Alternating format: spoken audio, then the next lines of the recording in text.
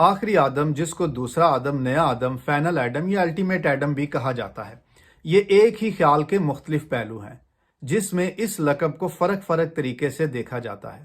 جیسے کہ آخری آدم سے مراد حتمی انسانیت کی پہچان، دوسرا آدم مطلب پہلے سے جدا، نیا آدم یعنی پرانی انسانیت کے برعکس بہتر انسانیت۔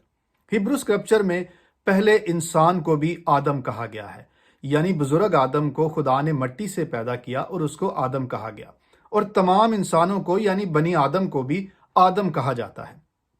جب یسوع مسیح کے لیے اس فریز کو استعمال کیا جاتا ہے کہ وہ دوسرا آدم ہے، تو اس سے مراد وہ آسمانی ہستی ہے جس کا انسانی بدن میں تجسم ہوا، ظہور ہوا۔ نیو ٹیسٹمنٹ میں اس لقب کو مقدس پالوس بہت ہی وضاحت سے بیان فرماتے ہیں۔ بعض کا ماننا ہے کہ مقدس پالوس نے اس لفظ کو اپولوجیٹیکلی تحریر کیا ہے، لیکن دوسری جانب یہ بھی تسلیم کیا جاتا ہے کہ یہ مکاشفاتی طور پر لکھا گیا ہے۔ دراصل پہلی صدی میں نوسٹک تعلیمات اور فیلو کے ہاں دو قسم کے آدم دکھائی دیتے ہیں، ایک زمینی ہے اور دوسرا آسمانی ہے۔ پرانا آدم زمینی ہے اور گناہ میں گرا ہوا ہے، اور دوسرا آدم آسمانی ہے اور گناہ سے پاک ہے، جو پہلے آدم کو گناہ سے نجات بھی دیتا ہے۔ جہاں تک بات فیلو کی ہے تو فیلو لاگوس یا الہی کلمے کو دوسرا آدم بھی کہتا ہے۔ مقدس پالوس انہی عقائد کے درمیان آسمانی آدم یا دوسرے آدم کی صاف تصویر پیش کرتے ہیں۔ پہلے آدم اور دوسرے آدم کا موازنہ ہے جو آپ کی خدمت میں عرض کرتے ہیں۔ مثال کے طور پر پہلا آدم تمام انسانوں کی نمائندگی کرتا ہے اور دوسرا آدم نئی انسانیت کی بنیاد رکھتا ہے۔ پہلے آدم کو خدا نے زمین کی مٹی سے پیدا کیا اور دوسرا آدم آسمان سے آیا۔ پہلا آدم زندہ رہنے کے لیے پیدا ہوا تھا اور دوسرا آدم مرنے کے لیے پیدا ہوا یا دنیا میں آیا۔ پہلا آدم پوشیدہ خدا کی صورت پر پیدا ہوا تھا، جبکہ دوسرا آدم پوشیدہ خدا کی صورت پر ہے۔ پہلا آدم زندگی پانے سے قبل موجود نہیں تھا، یعنی نیست سے ہیست میں آیا۔ دوسرا آدم دنیا میں آنے سے پہلے موجود تھا، یعنی وہ ازلی ہے۔ پہلے آدم نے گناہ کیا اور موت اس کا مقدر بن گئی، لیکن دوسرا آدم بے گناہ رہا اور موت پر فتح یاب رہا۔ پہلے آدم کے گناہ سے زمین یا موجودات متاثر ہوئی، جبکہ دوسرے آدم نے انسان سمیت تمام موجودات کو نیا بنانے کا آغاز کیا، جس سے سب کچھ کاملیت کی طرف جا رہا ہے۔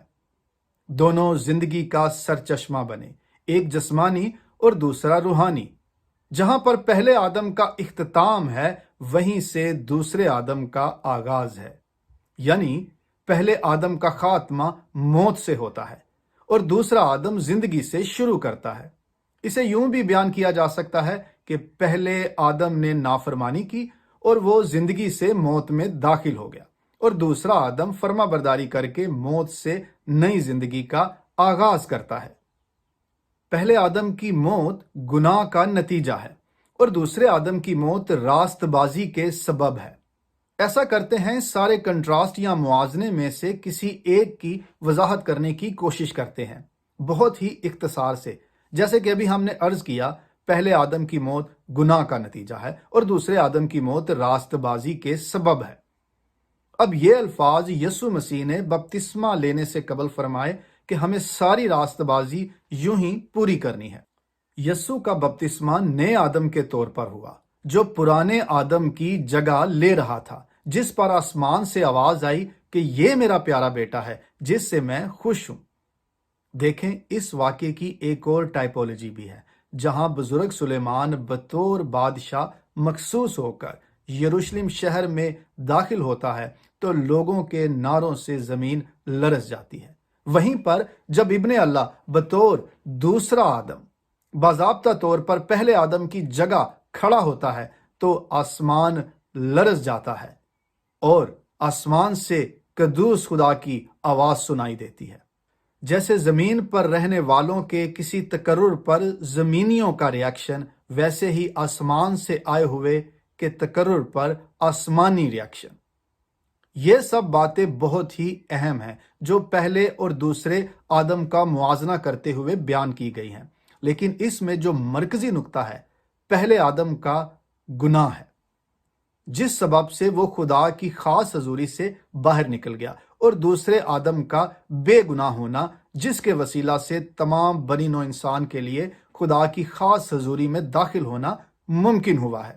مقدس پالوس کے مطابق گناہ کے سبب سے تمام انسان خدا کے جلال سے محروم ہے۔ نتیجہ گناہ کا یہ ہوا کہ انسان خدا کے جلال سے دور ہو گیا۔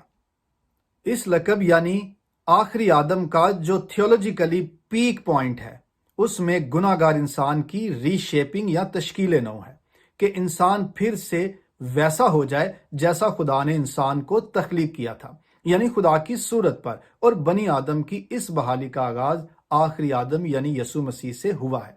سو فائنل ورڈز، ازلی بیٹا زمین پر خدا تعالیٰ کی مرضی کو پورا کرنے کے لیے انسانوں کے مشابہ ہوا، مطلب انسان کی اصل صورت ظاہر کرنے کے لیے اس کی مانند ہو گیا۔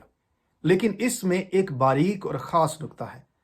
پہلا آدم یسوع مسیح کی پری ایگزسٹنس کی کاپی یا صورت نہیں تھا، لیکن جب یسوع بطور دوسرا آدم ظاہر ہوا تو وہ کامل انسان کی صورت پر تھا۔ دوسرا آدم پہلے آدم کو نیا بناتا ہے، یعنی خدا کی صورت پر بحال کرتا ہے، اور بنی آدم کو خدا کے جلال میں داخل کرتا ہے۔ وہ تمام لوگ پہلے آدم کی مانند ہیں یا پرانے انسان کی طرح ہیں جو مسیح میں شامل نہیں، اور وہ سب نیا آدم یا نیا انسان ہیں جو مسیح کے بدن یعنی کلیسیا کا حصہ ہیں۔ آخری آدم یا حتمی انسان موت پر غالب آ کر اس فتح میں تمام انسانوں کو شامل ہونے کی دعوت دیتا ہے۔ کرسٹولوجی کے اس تعارفی سلسلے میں اگلی ویڈیو ہوگی خدا کا فرشتہ یا یسوع کی روح کے متعلق۔